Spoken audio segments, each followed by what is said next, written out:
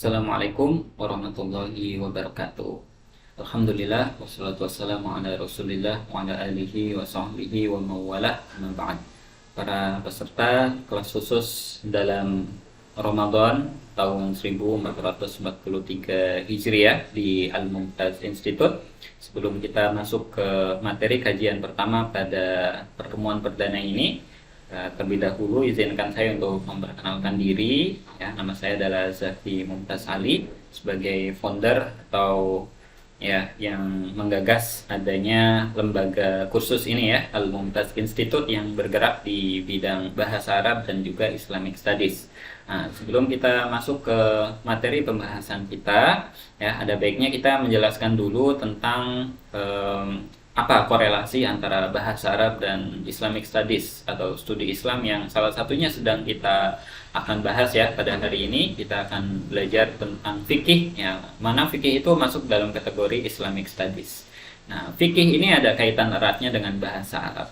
Kita bisa lihat di slide yang berikut ini bahwa antara bahasa Arab dan studi Islam mempunyai korelasi yang sangat kuat begitu.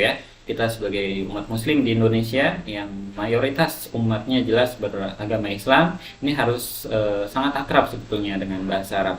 Karena dengan bahasa Arab ini paling tidak kita punya banyak tujuan. Salah satunya yang paling utama kita punya Al-Quran yang harus kita baca dan tentunya kita pahami dengan bahasa Arab. Kemudian setiap hari kita melakukan sholat 5 waktu yang wajib, ini juga dilakukan dengan bahasa Arab. Dan yang terakhir yang hubungannya dengan studi Islam, bahwa kita harus tahu bahwa sumber cakrawala Islam begitu besar. Tadi kita sudah sebutkan fikih, tafsir, hadis dan lain sebagainya, semuanya juga ada dalam bahasa Arab. Sebagian besar mayoritas berbahasa Arab. Sehingga di sini kita menyimpulkan penting untuk kita mempelajari bahasa Arab sebagai basic kita mempelajari 3 hal utama ini. Disinilah yang membuat atau melandasi Al-Mumtaz Institute berdiri untuk for Islamic and Islamic Studies. Dengan bahasa Arab kita bisa mempelajari studi Islam secara umum, khususnya dalam hal ini yang akan kita praktekkan memahami khazanah cakrawala Islam dalam bidang ilmu fikih, khususnya berkaitan dengan puasa Ramadan seperti itu. Jadi yang kita pelajari di sini tidak hanya al-kitabah atau writing, reading, kemudian listening, tapi juga ada al-kalam 3 atau 4 maharoh 4 skill ini sangat diperlukan dalam bahasa Arab. Tapi minimal kita sebagai pemula kita bisa mulai dari reading begitu karena kita baca Quran, baca sumber cakrawala Islam, membaca bacaan sholat, itu kita bisa fokus dulu misalkan di al-qiraah. Ini bagi yang berminat bisa menghubungi untuk mengikuti kelas yang ada di Al-Mumtaz Institute seperti itu. Dan untuk hari ini kaitannya atau motivasinya adalah kita ingin melengkapi Ramadan kali ini tidak hanya dengan ibadah tapi juga dengan ilmu dan amal. Ibadah yang baik atau amal yang sempurna adalah ibadah dan amal yang berlandaskan dengan ilmu. Khususnya ilmu yang sedang atau akan kita pelajari pada hari ini adalah ilmu fikih. Ilmu yang membahas tentang praktikum ibadah kita sehari-hari. Puasa, kemudian sholat, haji, dan lain sebagainya. Ini adalah ilmu-ilmu yang semuanya dibahas di dalam ilmu fikih. Faktanya, kalau kita lihat di slide ini, bahwa jarak antara kita dengan Al-Quran itu dari segi pemahaman masih punya jarak yang cukup jauh. Ketika kita baca Al-Quran, menghafal Al-Quran, alhamdulillah jaraknya sangat dekat. Tapi ketika kita menggali atau memahami apa yang ada di dalam Al-Quran, kita masih perlu perangkat lain. Dan disinilah kita perlu bersyukur bahwa para ulama kita dengan segenap ilmu yang mereka miliki, dengan segenap kasih sayang, sehingga mereka bisa membantu kita untuk mengakses Al-Quran dengan cara yang tepat. Nah, cara mengakses Al-Quran khususnya dalam bidang hukum ini para ulama menyusun sebuah ilmu yang disebut dengan ilmu fiqhi atau ilmu fikih. Jadi ilmu fikih ini adalah jembatan antara kita dengan Al-Quran. Kita bisa baca Quran, kita bisa menghafal Al-Quran, tapi untuk memahami hukum-hukum yang tertuang di dalam Al-Quran itu harus ada perangkat yang sangat lengkap. Al-Quran tidak cukup, tapi harus dengan hadis, dengan sunnah, dengan ijma', dengan qiyas. Dan itu semua sudah para ulama kita lakukan, dan mereka sudah mengemas hasil dari kajian itu semua, tinggal kita nikmati dalam sebuah ilmu yang disebut dengan ilmu fikih atau bahasa kitanya ilmu fikih. Ya, di sini jelaskan bahwa ilmu fikih itu adalah ilmu bil ahkam asyariyah, ilmu yang ngurusin atau membicarakan tentang hukum-hukum syar'i secara al-amaliyah, secara praktikum. Jadi praktek ibadah kita itu ada panduannya. Panduannya di mana? Ya ilmu fikih. Jadi kalau kita pengen sholat tapi nggak baca fikih, ya kita khawatir sholat kita tidak sesuai panduan. Ya wudhu, apalagi puasa nih yang sedang kita jalani. Mudah-mudahan ya dengan kita mengkaji fikih puasa, kita jadi melakukan puasa yang memang sesuai dengan tuntunan syariat, gitu ya. Kemudian dari mana sih ulama fikih ini bisa menelurkan gitu ya produk-produk fikihnya, bilang ini wajib, bilang ini sunnah, ini makruh. Mereka juga al-muktasabah min adillatiha tafsiliyah. Mereka mendapatkan itu semua atas bimbingan, atas panduan dari Al-Quran, dari hadis Nabi Shallallahu Alaihi Wasallam. Itulah yang di dalam ilmu fikih disebut sebagai adillah. Adillah itu jamak dari kata dalil, ya. Dalil dalam agama Islam ya tadi ada Al-Quran, ada sunnah, ijma, qiyas dan lain sebagainya. Oke, dengan mempelajari ilmu fikih, ya kita jadi tahu hukum-hukum syar'i yang berkaitan dengan apa yang wajib, apa yang mandub atau sunnah, apa yang mubah, apa yang makruh, bahkan apa yang mahdzur atau yang haram. Kan kita juga bisa tahu mana yang sahih, mana yang batil. Ini fokus kajian kita di ilmu fikih itu seperti itu ya. Ada wajib dan seterusnya sampai sahih dan batil. Oke, kalau kita bahas sedikit lagi, para ulama ini ketika menentukan ya atau menelurkan tadi produk-produk fikihnya, mereka bukan sembarangan. Mereka membaca Al-Quran dengan perangkat yang begitu ilmiah, yang begitu banyak, yang hanya beberapa orang yang bisa melakukan ya, yang sudah tahap mujtahid. Mereka mengkajinya melalui ilmu yang disebut ilmu usulul fiqh. Ya, jadi ilmu usul fiqh itu adalah seperangkat untuk bagaimana caranya seorang mujtahid, para ulama ini mengambil hukum dari Al-Quran. Jadi jangan sampai kalau kita orang awam ya kita nyari hukum apa jangan di Al-Quran ya. Kita perlu kembali ke Al-Quran tapi dengan cara yang tepat, yaitu melalui penjelasan para ulama. Khususnya kalau mau baca tentang hukum ya baca kitab-kitab fikihnya seperti apa, fikih Maliki, Syafi'i begitu ya, berbagai macam mazhab fikih ya, yang diakui oleh ahlu sunnah wal jamaah bisa kita ikuti. Kebetulan di Indonesia fikih yang dipakai adalah fikih madhab Syafi'i. Oleh karena itu pada kajian kali ini kita akan membahas lebih lanjut tentang seluk-beluk kitab yang menjadi sumber kajian atau bahan kajian kita pada pagi hari ini. Pada pertemuan kita yang pertama sampai keempat nanti membahas perihal tentang bab puasa ya. Nah, kitab yang kita pakai tadi sesuai dengan penjelasan bahwa di Indonesia adalah mayoritas madhabnya Syafi'i, maka kita belajar fikih puasa atau bab puasa menurut madhab Al-Imam Asy-Syafi'i radhiyallahu anhu atau rahimahullah. Nah, Al-Imam Asy-Syafi'i dengan para pengikutnya itu punya banyak sekali berbagai macam kitab fikihnya. Salah satunya yang sangat terkenal adalah kitab yang berjudul Matan Al-Ghayah wa Taqrib. Kitabnya tipis sehingga yang lebih terkenal adalah kitab syarahnya yang disebut dengan Fathul Qorib Al-Mujib. Orang Indonesia sering nyebut ya Fathul Qorib aja. Ini bentuk syarah atau penjelasan dari kitab yang lebih kecilnya, yaitu Al-Ghayah wa Taqrib. Bahkan kalau kita mau lebih lanjut lagi, ada kitab yang sudah menjadi 3 jilid penjelasan dari Fathul Qorib. Nah, kitab ini namanya Khasyah Al-Imam Al-Bajuri. Nama pengarangnya ya, namanya Al-Bajuri. Ini sudah menjadi nama kitab juga. Atau ada juga yang menyebut Al-Bajuri. Ya, ini nama yang cukup terkenal ya di Indonesia, dijadikan nama orang atau bahkan nama orang ini dijadikan nama atau judul film ya, Bajai Bajuri. Itu nama ulama besar ya. Beliau pengarang kitab Khasyah Al-Imam Al-Bajuri yang mensyarah kitab Fathul Qorib ya. Fathul Qorib sendiri adalah syarah dari kitab Al-Ghayah wa Taqrib seperti itu. Nah, nanti yang kita baca adalah kitab Matan Al-Ghayah wa Taqrib, kemudian kita baca Fathul Qoribnya juga, dan nanti kalau ada sedikit yang perlu yang penting-penting akan saya kutipkan penjelasan dari Al-Imam Al-Bajuri atau Al-Imam Al-Bajuri untuk menambah pemahaman kita tentang apa yang sedang kita baca. Oke, dan mari sama-sama kita langsung mulai ya. Kita buka kitabnya. Jadi kalau kita buka kitab di Al-Ghayah wa Taqrib, Kitabus Shaum itu sudah masuk ke halaman 61. Jadi sebelumnya ada berbagai macam bab ya, harusnya kita mungkin belajarnya urut gitu. Tapi untuk kali ini ya nggak apa-apa, karena momentumnya adalah untuk bulan suci Ramadan, kita baca bab puasanya. Kapan-kapan kita bisa baca dari awal tentang sholat, tentang toharoh, tentang bersuci, seperti apa, nanti kita baca di waktu yang tepat insya Allah ya. Oke, untuk kitab Saumi sendiri, ini yang kita pakai adalah kitab yang cukup bagus ya dari segi penyusunannya. Jadi ini satu kitab tapi isinya dua. Ya, jadi kitab yang ada di bagian atas, kitab Siam ini adalah kitab yang versi paling kecil tadi, Al-Ghoyah wa Taqrib. Kalau yang di bawahnya ini, yang penjelasannya lebih panjang, ini kitab Fathul Qorib. Jadi kita baca atasnya dan kita baca bawahnya. Nah, atau bahkan kalau ada beberapa hal penting yang perlu saya kutip dari kitab Al-Baijuri, nanti saya tampilkan kutipannya di bagian kiri sebelah sini ya.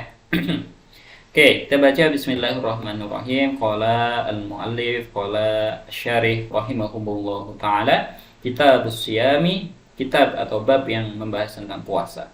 Kita akan baca dulu paragraf yang pertama. Wa syaraitu wujubis siyami arba'atu asya. Syarat-syarat ya, syara'id jamak dari kata syartun ya, wujub siyam, syarat-syarat wajibnya puasa itu bagi siapa saja.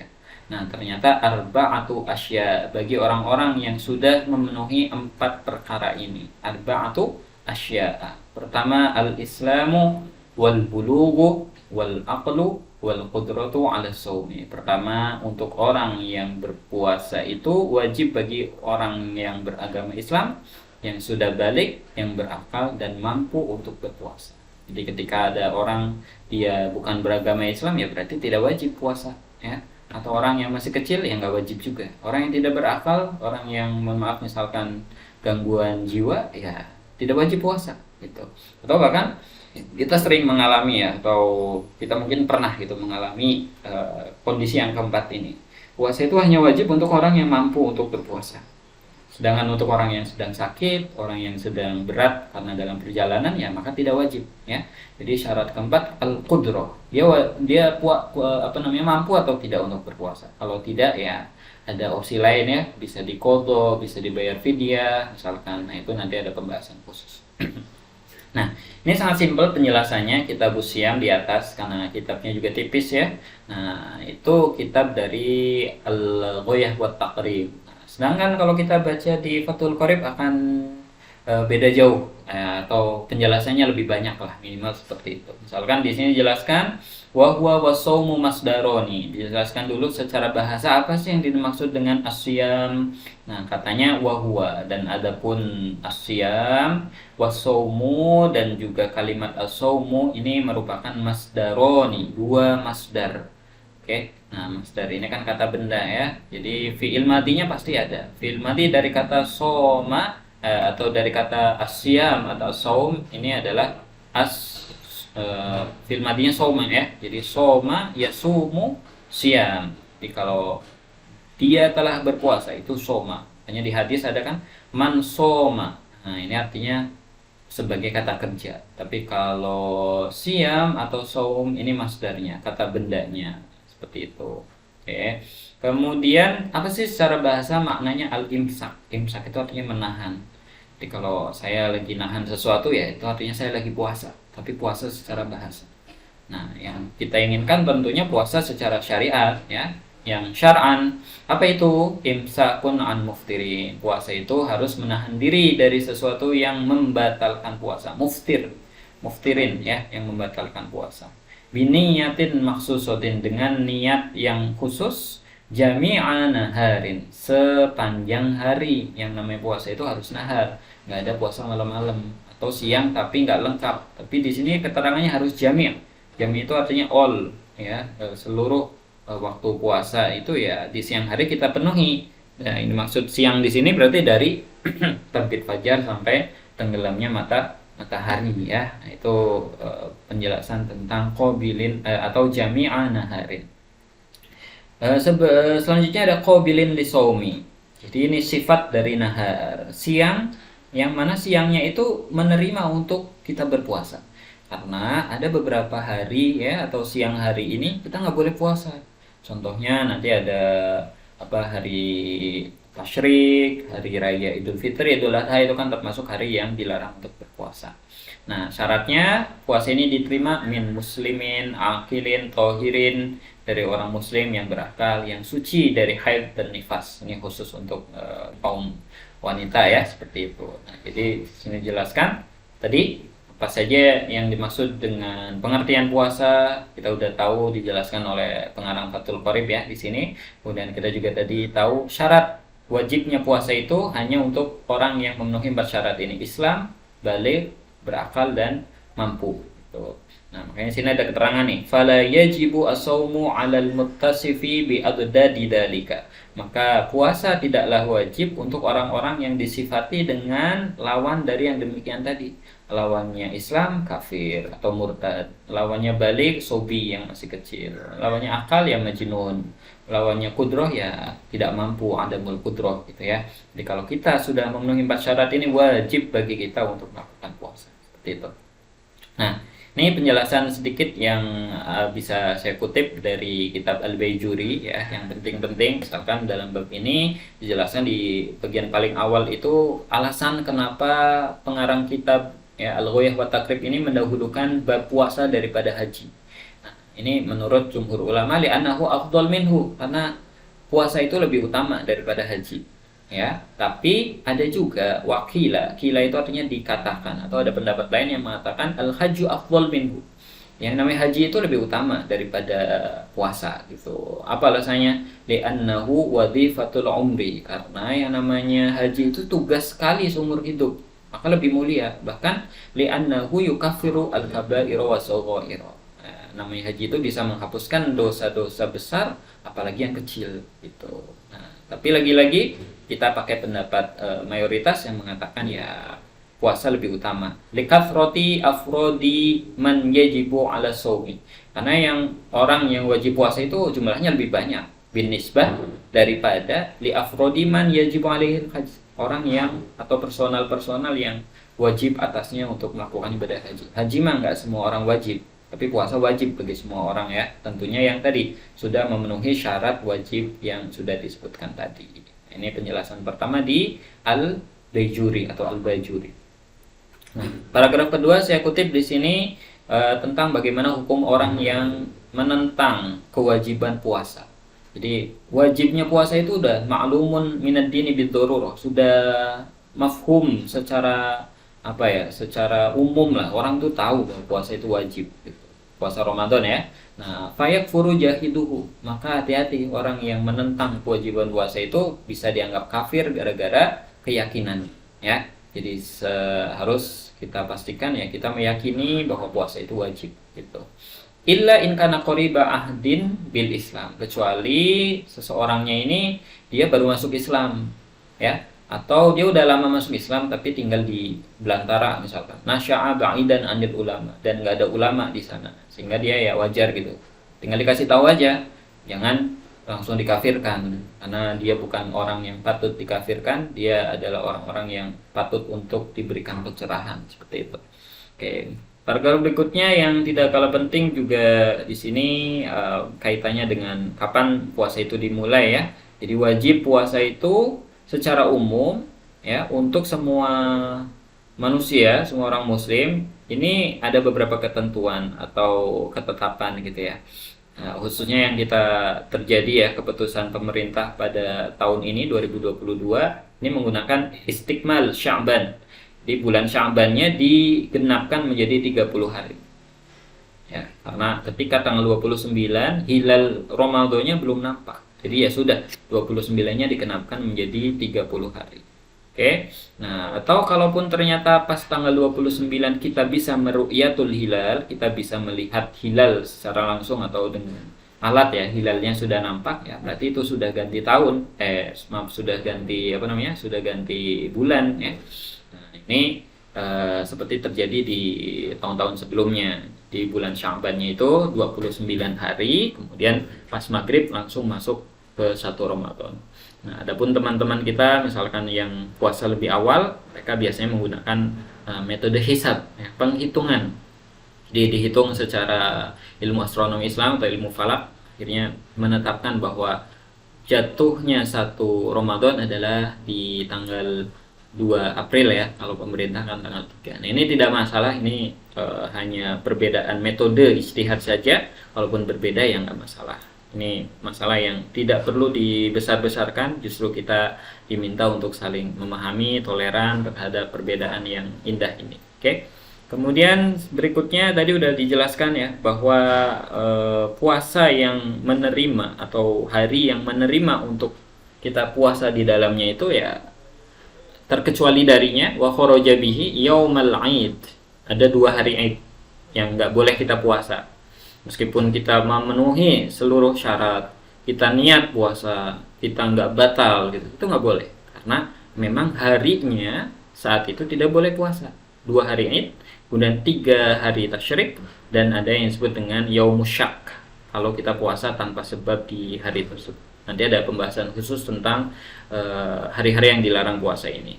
Oke, terakhir kita ingin menyebutkan di sini ada poin penting ketika puasa itu wajib untuk orang yang sudah balik, gitu kan? Nah, kalau ada orang yang belum balik terus mau puasa, kira-kira puasanya sah atau tidak? Nah, jawabannya sah gitu.